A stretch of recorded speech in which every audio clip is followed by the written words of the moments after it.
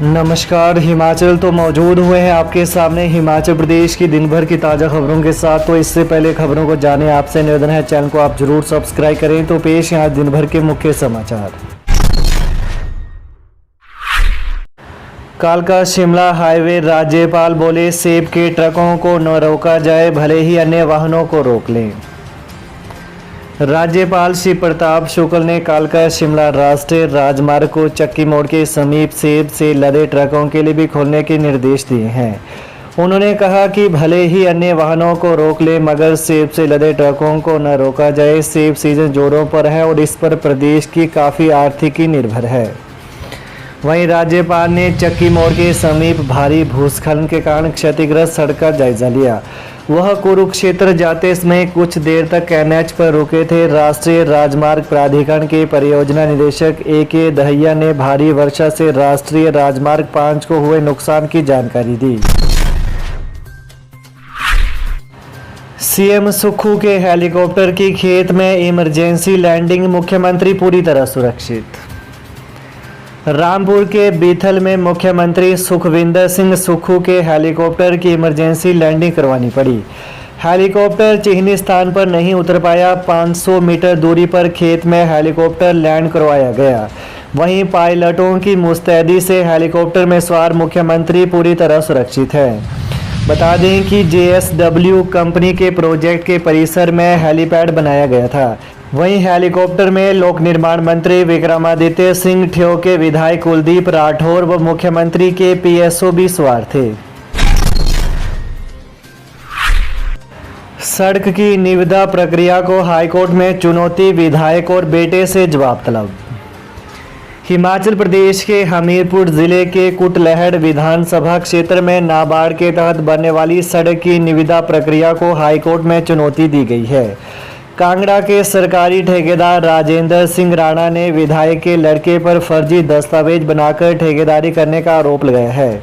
वहीं अदालत ने राज्य सरकार सहित कुटलैहड़ विधानसभा क्षेत्र के विधायक और बेटे से जवाब तलब किया है। मामले की सुनवाई 12 सितंबर को निर्धारित की गई है।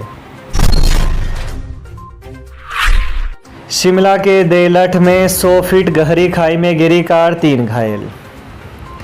हिमाचल के शिमला जिले के पुलिस थाना ननखड्डी के तहत आने वाली देलठ पंचायत में बुधवार शाम एक कार दुर्घटनाग्रस्त होकर खाई में जा गिरी। इस हादसे में 3 लोग घायल हो गए हैं, जिन्हें उपचार के लिए रामपुर के खनेरी अस्पताल लाया गया है। वहीं हादसे के एक घायल को IGMC शिमला रेफर किया गया है। मामला दर्ज कर पुलिस हादसे के कारणों की छानबीन में जुट गई है। बलवीर वर्मा बोले, मंत्री बताएं मंडियों के बाहर सेब खरीदने वाले कौन।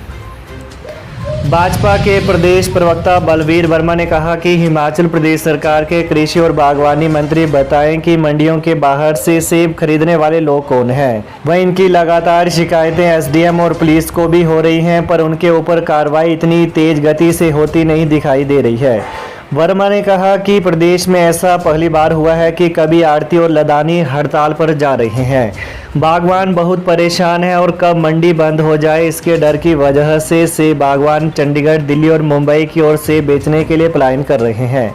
इसका हिमाचल प्रदेश को बहुत नुकसान हो रहा है।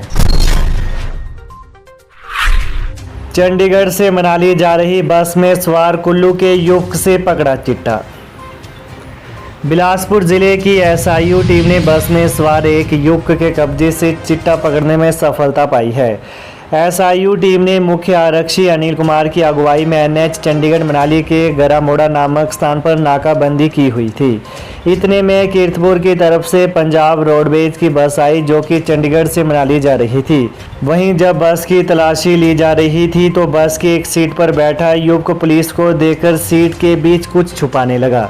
जब युवक द्वारा छुपाई गई पुड़िया को चेक किया तो उसमें से चिट्टा बरामद हुआ, जो कि वजन करने पर 7.15 ग्राम पाया गया। आरोपी की पहचान 22 वर्षीय विजय कुमार निवासी गांव बारवली, जिला कुल्लू के रूप में हुई है। DSP नैना देवी विक्रांत बोंसरा ने बताया कि संबंध में NDPS एक्ट की धारा 21 के तहत मामला दर्ज कर लिया गया है। प्रदेश के अस्पतालों में जांच सुविधाएं सुनिश्चित करे, सरकार लोगों को समय पर नहीं मिल रहा उपचार। नेता प्रतिपक्ष जयराम ठाकुर ने कहा कि प्रदेश में चिकित्सा सुविधाओं को सुचारू किए जाने की आवश्यकता है। प्रदेश में कई जगहों से लोगों द्वारा जांच में असुविधा का सामना किए जाने की सूचना आ रही है। आईजीएमसी में पहले से ही एमआरआई और सीटी स्कैन के लिए महीनों बाद की अपॉइंटमेंट मिल रही थी। अब फिर से सीटी स्कैन और मैमोग्राफी की मशीनें खराब होने की शिकायतें मिल रही हैं। इससे लोगों को बार बार अस्पताल के चक्कर काटने पड़ रहे हैं। कहा कि इसमें धन और समय की बर्बादी हो रही है। दूसरी तरफ जांच में देरी की वजह से लोगों को समय से उचित इलाज नहीं मिल पा रहा है। शिक्षा मंत्री रोहित ठाकुर बोले, 10वीं और 12वीं कक्षा के विद्यार्थियों को उत्तीर्ण प्रमाण पत्र भी किए जाएंगे जारी। शिक्षा मंत्री रोहित ठाकुर ने आज यहां बताया कि प्रदेश के विद्यार्थियों के हितों को ध्यान में रखते हुए हिमाचल प्रदेश स्कूल शिक्षा बोर्ड धर्मशाला के अंतर्गत परीक्षा पास करने वाले 10वीं और 12वीं के विद्यार्थियों को वर्ष 2023 से उत्तीर्ण प्रमाण पत्र उपलब्ध करवाने का निर्णय लिया गया है। उन्होंने बताया कि पूर्व में बोर्ड द्वारा 10वीं और 12वीं की परीक्षाओं के लिए केवल अंक तालिका और प्रवास प्रमाण पत्र ही उपलब्ध करवाए जाते थे, जबकि केंद्रीय माध्यमिक शिक्षा बोर्ड व अन्य बोर्डों द्वारा उत्तीर्ण प्रमाण पत्र भी छात्रों को प्रदान किए जाते हैं। शिमला में गरजे बिजली बोर्ड कर्मचारी, बोले मांगे नहीं मानी तो करेंगे उग्र आंदोलन। पुरानी पेंशन बहाल न होने से नाराज बिजली बोर्ड कर्मचारियों ने आज प्रदेश भर में हल्ला बोला।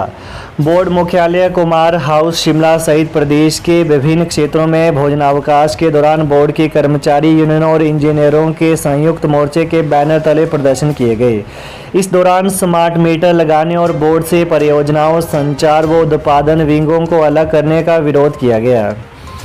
वहीं सेवानिवृत्त आईएएस अधिकारी को दोबारा नियुक्ति देने के फैसले पर मुख्यमंत्री सुक्खू से पुनर्विचार करने की मांग भी की गई।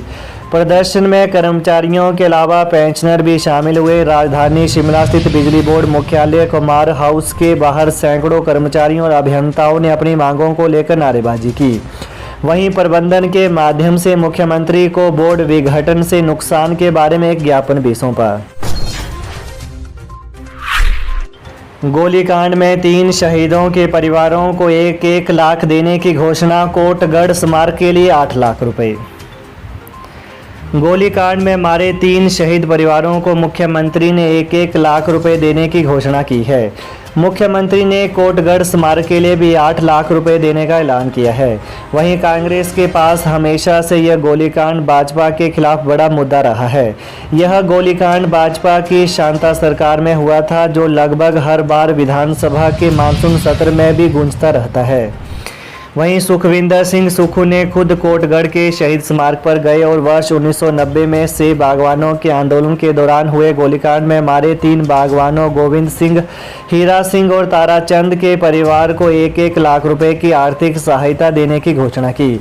वहीं सुक्खू ने कोटगढ़ में इन 3 बागवानों की याद में बनाए गए स्मारक के रख रखाव के लिए राज्य सरकार की ओर से 8 लाख रुपए देने की घोषणा भी की।